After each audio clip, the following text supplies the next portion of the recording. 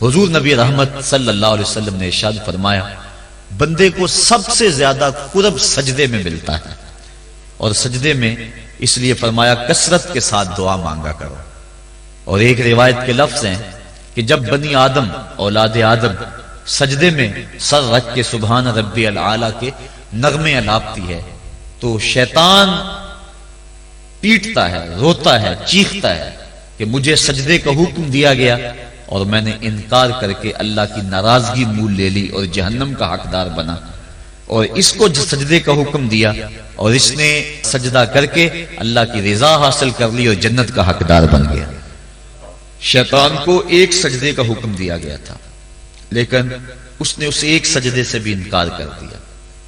فرشتوں کو ایک سجدے کا حکم دیا گیا تھا لیکن انہوں نے 2 سجدے کیے۔ یہ جو ہم بھی نماز پڑھتے ہیں ارشاد ہے ورکعوا واسجدوا، رکوع کرو اور سجدہ کرو، تو اسی طرح کا حکم ورکعوا ہے اور اسی طرح کا حکم واسجدوا ہے۔ رکوع کرو اور سجدہ کرو، رکوع ہم ایک کرتے ہیں، سجدے 2 کرتے ہیں، یا تو پھر رکوع بھی 2 کیا کریں یا پھر سجدہ بھی 1 کیا کریں، چونکہ امر ہے امر، اور امر تکرار کا تقاضا نہیں کرتا اور نہ اس کا احتمال رکھتا ہے۔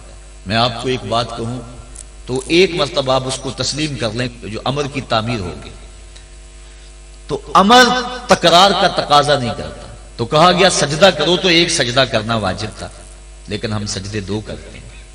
تو علماء کہتے ہیں کہ جب فرشتوں نے سجدے میں پیشانی رکھی اور سبحان ربی العالی کے نغمے الاپے اور سجدے سے سر اٹھایا، دیکھا کہ ایک اکڑا کھڑا ہے، پھر دوبارہ سجدے میں سر رکھ کے سبحان ربی العالی کہنا شروع کر دیا، میرے مالک تیرا شکر تو نے ہمیں سجدے کی توفیق عطا فرما دی۔ اس لیے سجدے 2 ہو گئے اور رکوع 1 رہا۔ سجدہ انتہائی ذلت ہے اور عبادت کا انتہائی درجہ ہے۔ سجدے میں سر رکھ کے جو دعا مانگی جائے اللہ اس دعا کو رد نہیں کرتا۔ شیطان نے اللہ کے روبرو اس کی عزت کی قسم کھا کے کہا مجھے تیری عزت و جلالت کی قسم، میں تیرے بندوں کو تیرے تک نہیں پہنچنے دوں گا، ان کے دائیں سے آؤں گا، ان کے بائیں سے آؤں گا، ان کے آگے سے آؤں گا، ان کے پیچھے سے آؤں گا، ان کی چاروں سمتیں گھیر لوں گا اور ان کو تیرے تک نہیں پہنچنے دوں گا۔ حضور فرمایا ظالم 2 رستے بھول گیا، کوئی بندہ سجدے میں پیشانی رکھ کے اس کو پکارتا ہے تو مالک اس کو بھی رستہ عطا فرما دیتا ہے، اور کوئی ہاتھ اٹھا کے دعا مانگتا ہے تو مالک اس کی بھی رد نہیں فرماتا، بلکہ حدیث کے لفظ ان ربکم حیی کریم یستحیی من عبدہ اذا رفع یدیہ ان یردہما صفرا، تمہارا رب سخی بھی ہے، زندہ بھی ہے، کریم بھی ہے۔ بندے جب اس کے سامنے ہاتھ پھیلا کے دعا مانگتے ہیں اللہ فرماتا ہے مجھے شرم آتی ہے ان کے اٹھے ہوئے ہاتھوں کو خالی کیسے موڑ دو۔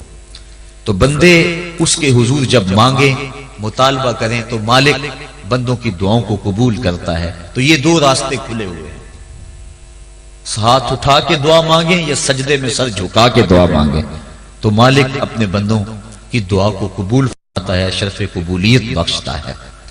سجدہ بندگی کا اظہار ہے، اور انسان جتنے مرضی مرتبہ کمال پہ پہنچ جائے اس کے لیے اعزاز یہ ہے کہ وہ بندہ ہو۔ حضور معراج کی قربت خاص میں جب پہنچے اور مالک نے اپنے محبوب سے پوچھا بما اشرفک یا احمد، پیارے بتا تجھے کس چیز سے نوازا جائے، تو اس قرب خاص میں محبوب نے کیا انتخاب کیا اور کس چیز کا مطالبہ کیا؟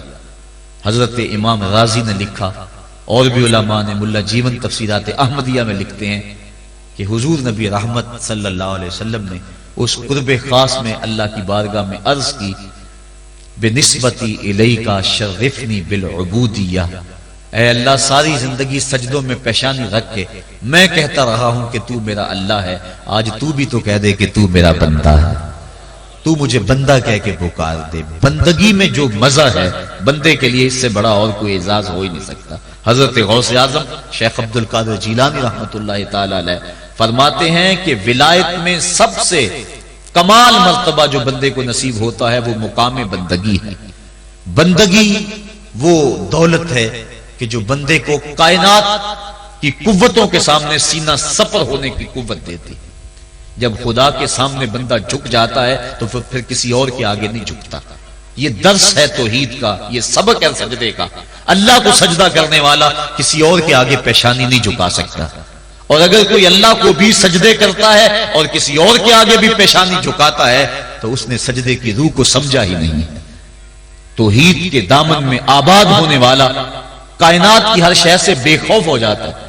حضرت شیخ سعدی شیرازی فرماتے ہیں میں روح جنگل میں کھڑا تھا، ایک آدمی شیر کے اوپر سوار ہوا، ہاتھ میں سانپ کا کوڑا پکڑا ہے، میرے پاس آ کے رک گیا، میں ڈر گیا، مجھے کہنے لگا سعدی ڈر گئے ہو؟ میں نے کہا بات ہی ڈرنے کی ہے۔ کہنے لگا سعدی تو خدا کا ہو جا، خدا کی خدائی تیری ہو جائے گی۔ اللہ کے حضور جھکنے والا دنیا کے سامنے کھڑا ہو جاتا ہے، اس کو یہ سجدہ کائنات کے سامنے درس قیام دیتا ہے۔ جنگل کا بادشاہ شیر ہوتا ہے، اور جو جانور کمزور بھی اس بادشاہ کے قرب میں رہتے ہیں وہ جنگل کے بڑے بڑے جانوروں کو بھی خاطر میں نہیں لاتے۔ کیوں؟ ان کے اپنی ذات میں تو اتنی قوت نہیں ہوتی، لیکن انہیں اس شے کا احساس ہوتا ہے کہ میں جس کی صحبت میں رہ رہا ہوں وہ اس جنگل کا بادشاہ ہے، اس کی قوت کا